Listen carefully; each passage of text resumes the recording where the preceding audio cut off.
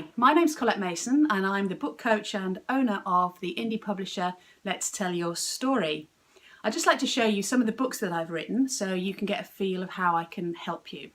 This was the first book I ever wrote, Social Media Success in 7 Days.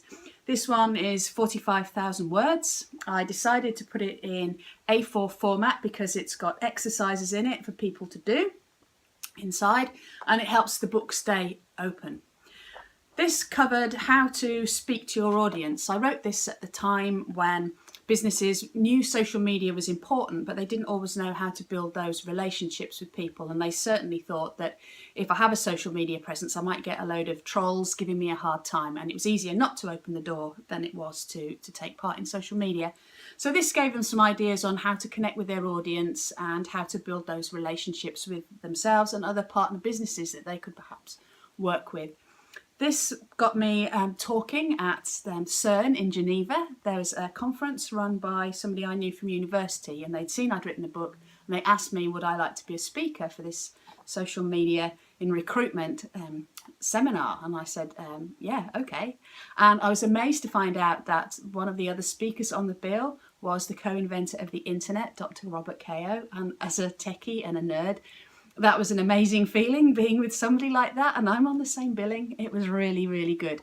And that all came from a book that I wrote just to see the process. As somebody who's interested in information and technology, I wondered, how do you get what's in your head into a book? And that's the only real reason why I wrote this, and they ended up being really good. I had more international speaking gigs out of this, workshops that I ran, and I was also interviewed in lots of magazines, podcasts, membership sites were interested in interviewing me as somebody they could feature for their members. So lots of doors were open because of this book and I loved it. The next book I wrote is this one, and this one is all about how to set up an online business and how to reach out to customers, how to sell your products, how to organise your products, which again was all about teaching people how to use the information in their heads efficiently. And I enjoyed putting this one together. This one was one that I gave to coaching students rather than particularly selling it, because it was what I wanted from that particular project. Another one I've written here is the Training and Nutrition Success Guide, because I was a personal trainer at that point and I was very interested in giving people a briefing document so that I didn't have to keep explaining the same things over and over again. It showed that I knew my stuff because it was written down, and it was a nice little giveaway to help with that project too. Two books I'm writing at the moment as a book coach. Obviously it makes sense for me to have books on books, so I decided I didn't want to write a particular book on how to write a good book.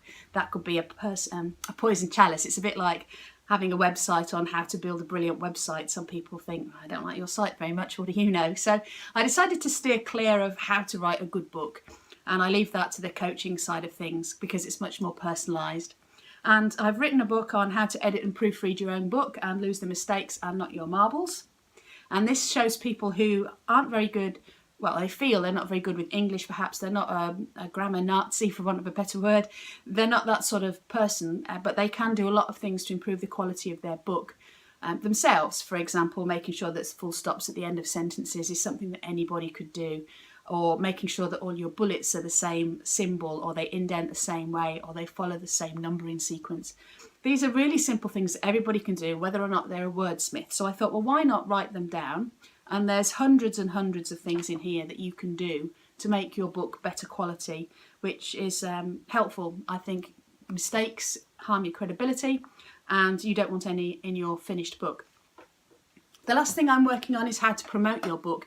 Some people say that writing the book is the easy part and the difficult part is letting people know. So again, I thought, because I'm a process-driven person, what can I do to help these people? So I'm just in the process of finalising that book, and it teaches people how to put together a promotional press pack, how to reach out to people who can promote their book, perhaps to journalists, for example, or you might want to get featured on a radio station or a podcast. And it's how to put that all together and how to reach out to those people and look like a big time author, not a small time self-published person, exactly the same service that a big name household author would have. Give that to people and show them how to use it, and give them some marketing strategies as well. So again, everything I do, I like to make people feel confident they can do it, and I like to remove a lot of the complexity that comes with it. So again, the book promotion package was a really nice way of achieving those goals, which was brilliant for me. It was the techniques that I used to get to speak in Geneva and around the world, and I think it's a great product. I'm really proud of it. So those are some of the books that I've written. I love helping people with their books and creating great books for readers. So if you're interested in getting some help and making sure that your book is a success, then I'd love to hear from you. Thanks for watching.